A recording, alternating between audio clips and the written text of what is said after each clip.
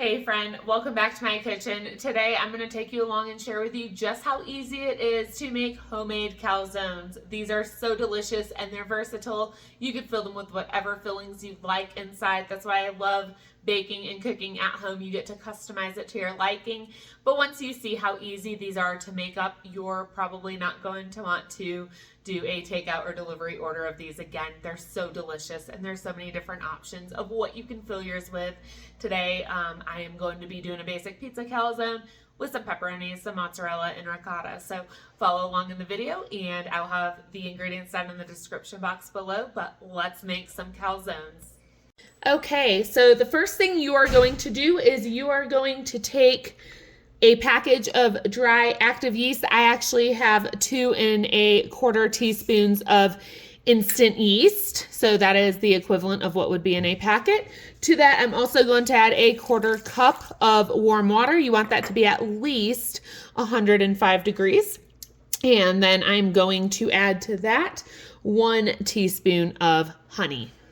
Once you have those 3 ingredients in your bowl, you're just going to whisk that together and kind of get that all blended. And once you have that whisked together, we're going to let that sit for about 10 minutes.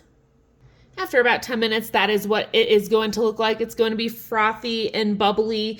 And to that, we are going to be adding 1 teaspoon of kosher salt, or you could use in place of that 3/4 teaspoon of table salt.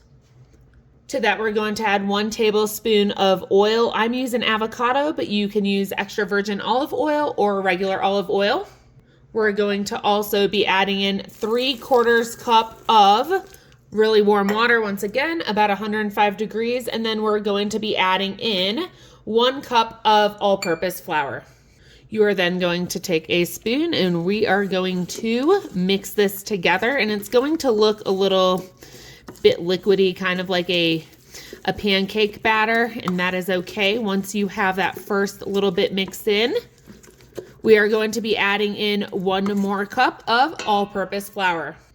And then once again, we are going to be mixing in that cup of all-purpose flour until it is pretty well incorporated.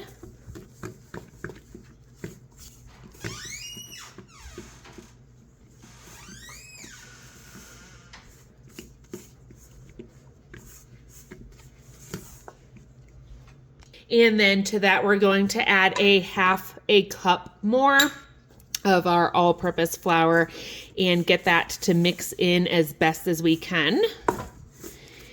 And it's going to get a little bit tough to mix. And when it gets to that point, we are going to be popping that out onto our kitchen counter and incorporate the last little bit of flour into the mix. And I think we are at that point where I cannot mix it anymore. We are going to sprinkle about a 1/4 cup of flour onto our counter. This is a 1/2 cup, so I have 1/2 of that onto the counter. And then we are going to dump out on top of that what is left inside of our bowl of our dough. And we are going to want to knead this and get that 1/2 cup incorporate, or the 1/4 cup, excuse me, incorporated into this dough just by kneading it. And usually this dough takes about a total of 3 cups of flour. So we have a whole 1/4 cup here off to the side of flour that we're going to incorporate as well into the dough. So I am going to keep kneading this by hand until it picks up the majority of that dough. This is going to be a slightly sticky dough. But most of the time it picks up just about all of the flour. And after about 5 minutes of kneading, it has picked up the majority of the flour here. So about 3 cups total of flour. So you're going to have a nice smooth dough after that. And what we're going to do is we're going to oil our bowl. I am just going to be adding in a little bit of avocado oil and just reusing the bowl that I've used for this dough. And we're just going to mix that around and cover the dough in the oil.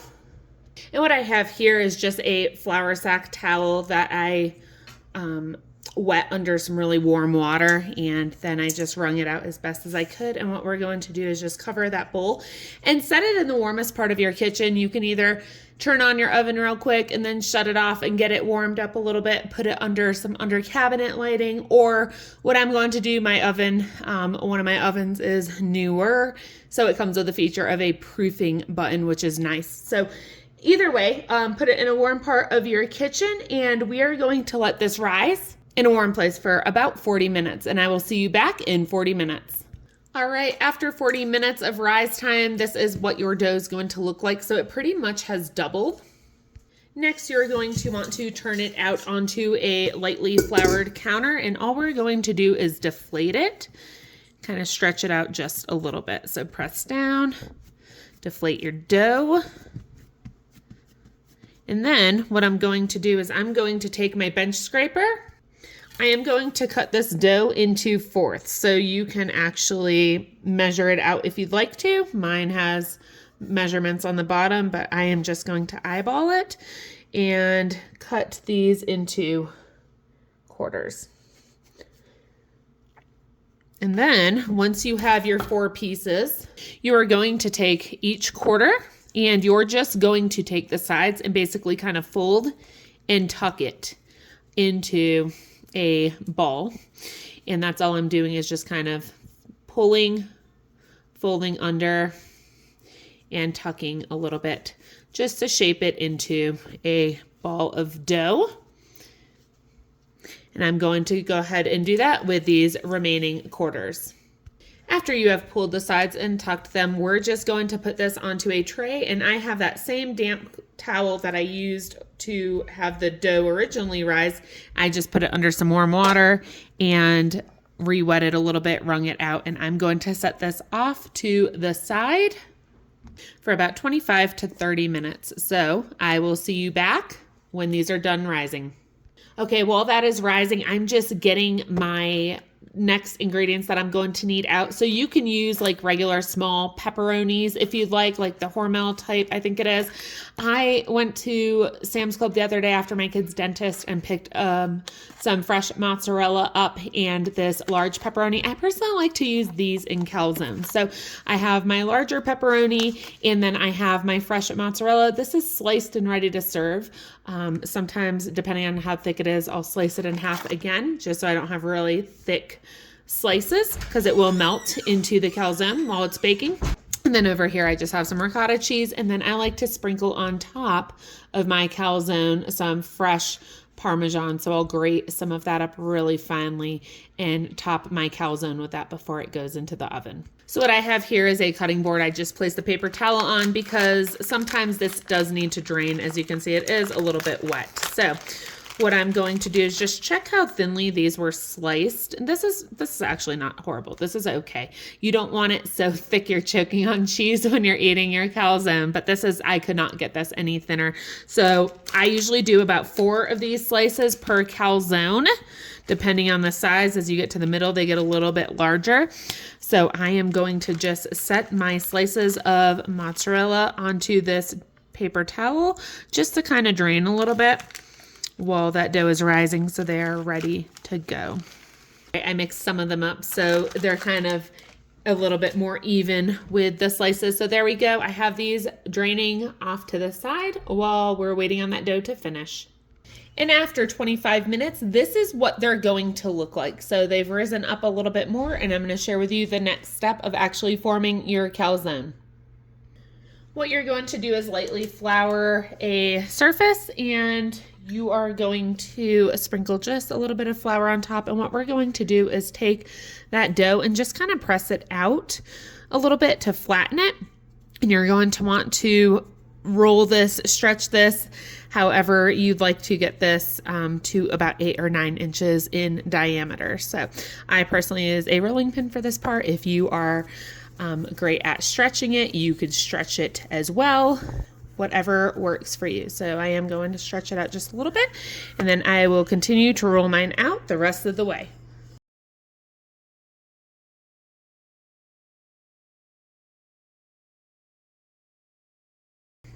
And once you get yours to about 9 inches in diameter, this is where mine's at, you want to flatten the edges of your dough. When you're making a pizza, you obviously want your edges higher than the rest, but because we're going to be sealing our calzone shut, I am just going around and just making sure those edges are nice and flat. And there we go. And my Great Pyrenees is barking outside, so I hope it does not interfere with this video. I'm going to try and talk closer to the camera. What you're going to do is want to leave about 1 inch of space at least around the edge of your calzone so you have enough space to seal it. So I usually leave about 1 inch to 1.25 inches of space around the edge. And what you're going to do first is put your meat of choice down. You can do like a ham and cheese and a ricotta. There's so many different variations. I'm going to actually just put down about 4 slices of pepperoni, followed by about 3 spoonfuls of ricotta. So this is where my husband hates ricotta. You get to customize this yourself because you're making it at home. So you can leave out the ricotta and just jump straight to the mozzarella. Actually, I'm going to do a little bit more. So customize it how you would like to. If you're doing a ham and cheese one, I would definitely suggest doing some salt and pepper right now, but I'm going to put down some basil. I like basil. You can also use Italian seasoning if you'd like, but I'm just going to do a little sprinkle of some dried basil. And then to that, on top of the ricotta, I'm just going to go ahead and add a few more slices of pepperoni. So once again, you can add a lot, you can add a little bit, whatever you would like to. I'm making a single amount for the video, but I also, right after that, made a double batch because I need to make a total of 12 calzones because 8 kids and then me and my husband, there's 10 people to feed. So I'm also going to take these slices of mozzarella and I'm actually going to break them up just so I have enough for all 12 calzones that I need to be making. So normally I would keep the full amount, but I only bought 1 package. I don't know why. So I'm just going to add 4 slices of the mozzarella on top of that. And I just adjusted this a little bit, but now because this has sat out just a few minutes while we popped on our toppings, I'm just going to dip my fingers, clean hands in water, and I'm just going to brush the edge of this calzone lightly, just so it's not so dry. So when we fold it over, the other side will stick really well to it. So kind of just moistening where it dried up a little bit. There we go. And then what I'm going to do, I have my camera stand in the way, so I gotta like squeeze around it. I'm going to take this top part and I'm going to pull and stretch up and get it right over those toppings. And of course I have nails, so if you have nails, you're more likely to rip your dough, so use caution. But it is a pretty sturdy dough. So I'm just pressing that down, and once again we just pulled and stretched right over the edge of where those toppings were. So just pressing that down to ensure that that's not going to pop up. I probably should have done a little better right there, but that's okay. So what we're going to do, you can crimp this however you'd like. You can do it like you would a pie crust for pie or chicken pot pie. I have my nails, so once again it's going to like leave marks. I'm going to try and use my thumb. You can just fold this up however you would like to and just crimp it together.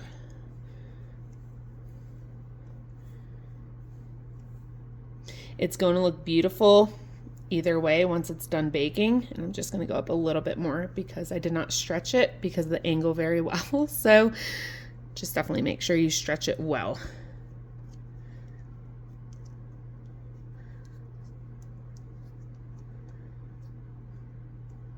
And once again, you can get a lot more fancier with your edge, but because of the angle I'm at, I can't reach very well. So there we go. Everything's sealed nicely. Okay, I just want to share this with you because I'm human and I like people to know that. I feel like nobody ever really shares their mistakes in videos. Next step is to put cornmeal on the bottom of the parchment paper. So on top of the parchment paper, but where your bottom of your calzone is going to go.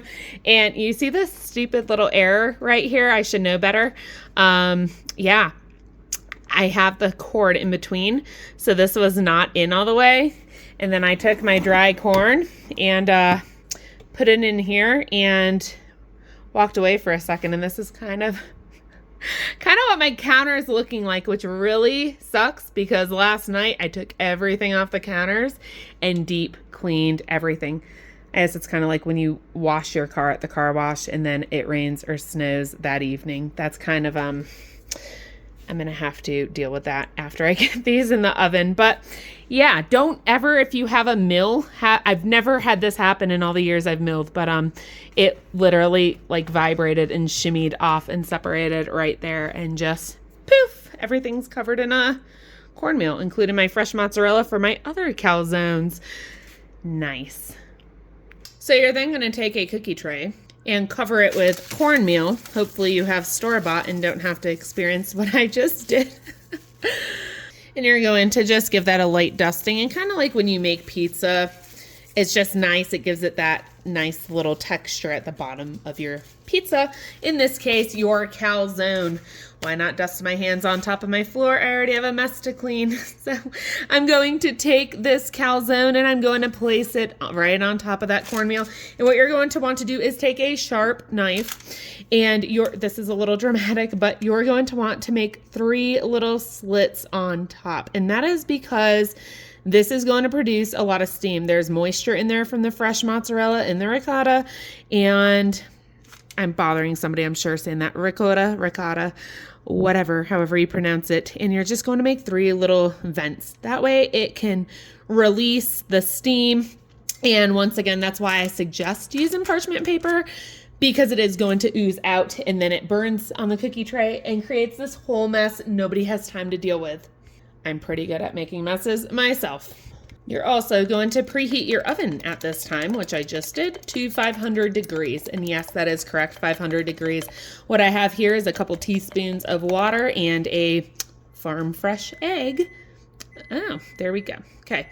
And we are going to brush our egg wash onto our calzone. So just any spots you want a nice golden,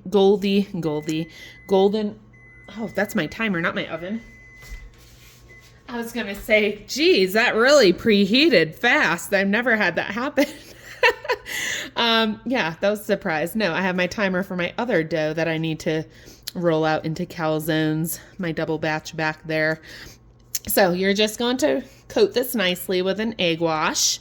And then on top of that, this is optional, but I like to take that fresh little wedge of Parmesan that I got, and I like to just get a generous pinch and just kind of cover the top of your calzone with it.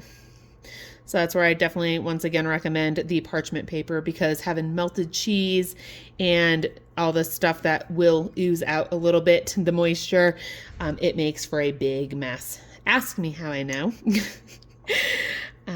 So we're just going to put a generous little dusting of Parmesan cheese on top. All right, and then once you have all 4 calzones made up and ready to go, they're going to go into your 500 degree oven for anywhere from 12 to 15 minutes. I start checking mine at 12 minutes, but usually about 15 minutes, and they are ready to come out. All right, these are out of the oven. I pulled them at 14 minutes because I thought they were already nicely browned and I didn't want to over brown them. So nice crispy outside. It is normal for a cornmeal to brown up. That's exposed because it was a 500 degree oven. As you can see, just a little bit of liquid came out of those vents, but everything held together really nicely. And that egg wash gave it a really nice golden shine to it. And the Parmesan that we sprinkled on top is nicely browned. So I'm going to let these sit for about 10 to 15 minutes. I'm going to get my other calzones in the oven. And once these cool, we're going to cut into them and I'm going to show you what the inside of them looks like.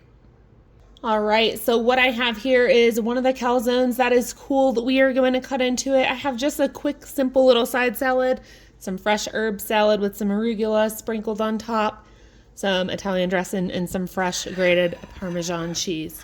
So I'm going to turn this. Okay, I have you guys angled, I hope, well enough. I have my other calzones up there ready to go in the oven. I am just going to slice this right down the middle.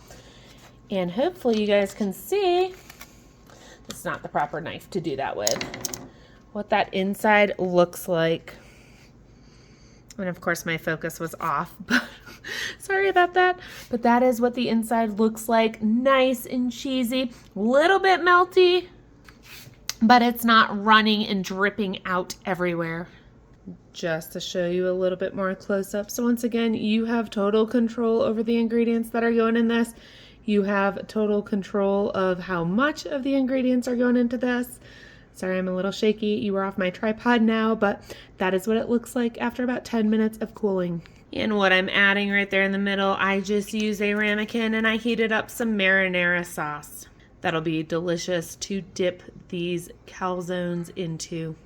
All right, you guys, I hope you enjoyed this video. I hope you found it helpful and to the point. I'm going to have the ingredients listed down in the description box below. If you happen to triple this and make 12 like I did, that whole entire container of ricotta and that whole thing of mozzarella was used. It was just enough for 12 calzones. So I was happy about that. I have some calzones waiting to go in the oven and some that are cooling back there. And then I have my meal. Thankfully, my daughter came and helped me clean up the counter and some of my mess, but I have that to put away back there. So I'm going to finish that. I'm going to go ahead and get the family fed. But anyway, I hope that this is enjoyed by your family. If you make it as much as it is by ours, once again, you can customize it and put whatever you'd like to inside of these. These are very delicious, and once you make them at home, it's going to be hard to go back and settle for the ones that you would get from the restaurant. So anyway, if you have any questions, leave them down in the comment section below, and you can find, once again, the ingredients in the description box, and I'll put the serving size that makes for. And yeah, I will see you guys on the next video. If you like this kind of content, go ahead and hit that like button. And if you have not yet joined this channel, please, on your way out, hit that subscribe button and that notification bell so you don't miss the next video. I will see you guys on the next video. Until then, take care and God bless.